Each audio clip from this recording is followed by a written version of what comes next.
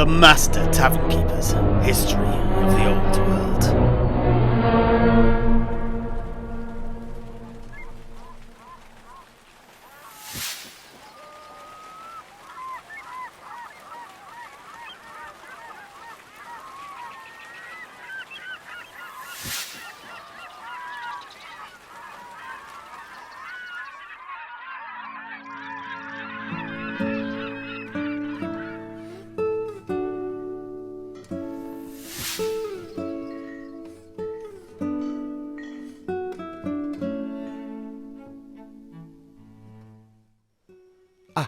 Just a moment, Master Tavern Keeper. A Jabberwock? A Jabberwock. A greater Jabberwock, no less, as we'll come to later. I thought everyone had heard of the Jabberwock. Surely you came across the ancient folk tales as a child. Me and my childhood friends would oft chant that most famous of rhymes as we wandered in the woods of Ridgeway. I remember it well. Ridgeway. Yes, it's the forest road between Carraburg and Sendon. 'Twas brillig, and the slithy toves did gyre and gimble in the wabe. All mimsy were the borogroves, and the mome raths outgrabe. Beware the Jabberwock, my son, the jaws that bite, the claws that catch. Beware the jub bird, and shun the frumious bandersnatch. He took his vorpal sword in hand, long time the Maxome foe he sought. So rested he by the tumtum tree, and stood a while in thought. And as in uffish thought he stood, the Jabberwock, with eyes of flame, came whiffling through the tulgey wood, and burbled as it came. 1, 2, 1, 2, and through, the vorpal blade went snicker-snack, and left it dead, and with its head he went galumphing back. And hast thou slain the Jabberwock?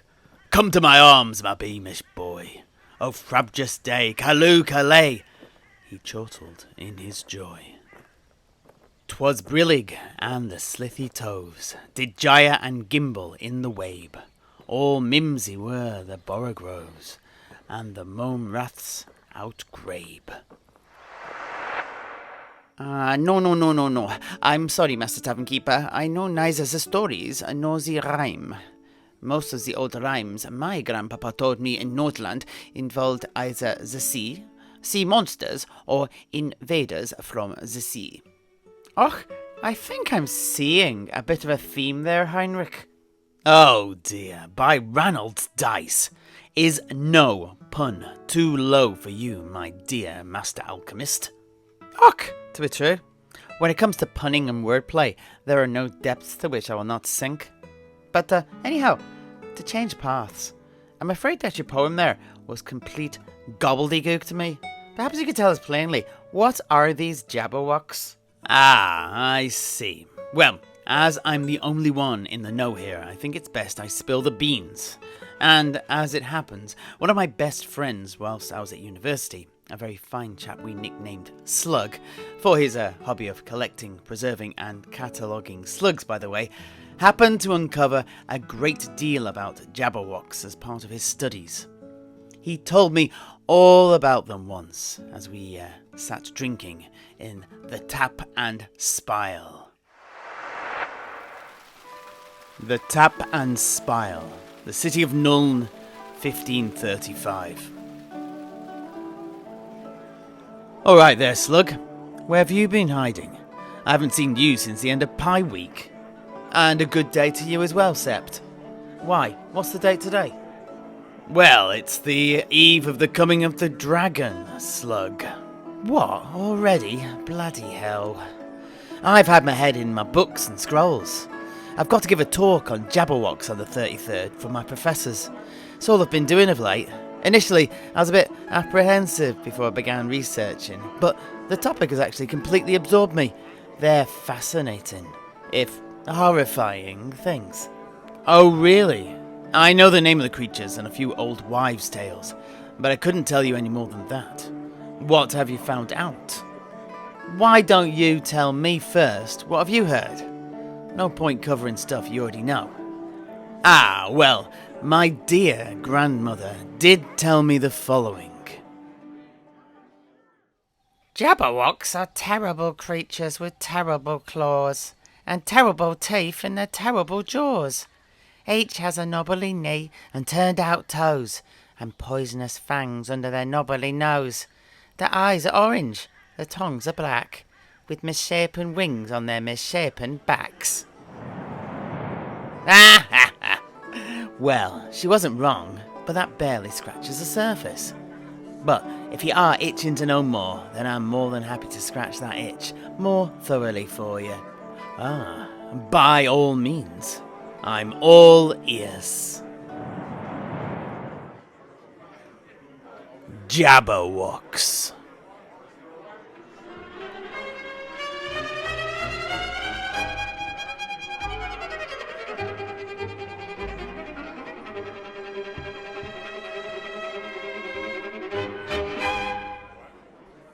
Well, first of all, it's worth saying that Jabberwocks are not naturally occurring beasts. They were first spawned by the foul energies of the dark gods, and as such are a hodgepodge of limbs and appendages on ungainly torsos. So much so that I'd say that it's no understatement to say that no two are alike. So, pray tell me, can they even be called a species if they're so diverse? Now, that, my friend, is a very fair question, and there are fine arguments both for and against it, but the majority consensus has come down on the side that they are.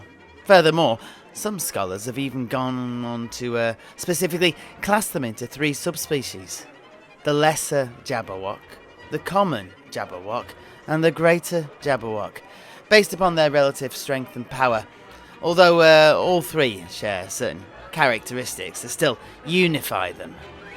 For a start, they're all big, with even the lesser Jabberwocks being around 12 feet high, but with the common and greater Jabberwocks exceeding even that.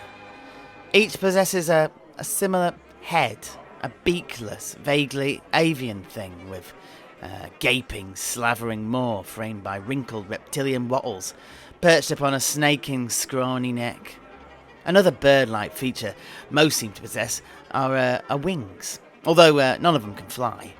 Their wings are either vestigial or exist to serve a different purpose. One theory I read was based upon the fact that they had been observed using them to create disconcerting noises when they become excited, which has led some to say that they are used as part of their mating rituals. And this is another thing that adds credence to the fact that they are their own species. They can breed, or perhaps inbreed is closer to the truth of it, for they certainly bear the hallmarks of the inbred. Almost all can regenerate, like the troll, and have venomous bites. They're also stupid, aggressive in all circumstances, and willing to attack anyone and anything that they meet, irrespective of provocation or threat, be that threat great or small. But beyond these unifying threads, they're pretty diverse. They come in all colours, from dull to bright, some even verging on luminous. They have a varying number of limbs. Some have a single leg, others two, some three, a few four, and the same goes for arms. Some are bipedal and upright, whilst others loll up about like apes. They tend to be encountered in the forests of the old world, but they're not exclusively the ubiquitous evil spirit of the woods, as they are depicted in folklore. I've encountered evidence for them in the Anuli Mountains in Ulthuan, as well as the World's Edge Mountains, and in the more peak-filled regions of the Darklands. Well, that's about it, I'd say, Septimus. Hand on heart, though. I'd rather encounter a Jabberwock than a Jabberslythe. A what? A Jabberslythe. Are you sure you want to know? You can't unhear it once I've told you. Aye, understood. Come on then, hit me with it, Sluggy. As you wish.